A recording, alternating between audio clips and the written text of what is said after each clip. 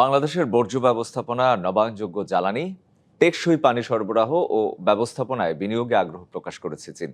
দেশটির আগ্রহ বাংলাদেশের জ্বালানি সংকটে সহায়তা করাও। সেজন্য সৌর বিদ্যুৎ নিয়ে কাজ করবে চীন। সকালে সচিবালয়ে চীনের রাষ্ট্রদূতের সাথে স্থানীয় সরকার মন্ত্রী ডক্টর মঈন খানের বৈঠক শেষে প্রতিমন্ত্রী মীর শাহে আলম এসব কথা জানান। বলেন, গুলশান, কড়াইল ও মহাখালী বস্তিতে বহুতল ভবন নির্মাণে চীনের কাছে 10,000 কোটি টাকা আর্থিক সহায়তা চেয়েছে বাংলাদেশ।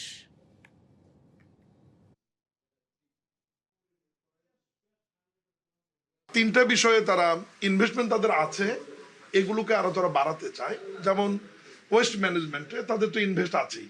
1.5 বছরের মধ্যে তারা জাতীয় গ্রিডে 42 মেগাওয়াট বিদ্যুৎ জাতীয় গ্রিডে তারা ওখান থেকে দিবেন সোলারের মাধ্যমে, যাতে সৌর বিদ্যুৎ উৎপাদন করতে পারি সে ব্যাপারেও তারা সহায়তা করবে। বাংলাদেশের প্রধানমন্ত্রী তারেক রহমানের চীন সফর বাংলাদেশ চীন সম্পর্ক অনন্য উচ্চতায় নিয়ে গেছে। এ সম্পর্ক আমরা আরও এগিয়ে নিতে চাই। বাংলাদেশের জ্বালানি সংকট নিরসনে কাজ করা যেতে পারে। শিয়া বাটার ও ভিটামিন সমৃদ্ধ লিলি বিউটি সোপ, তারুণ্যময় উজ্জ্বল ত্বকের জন্য।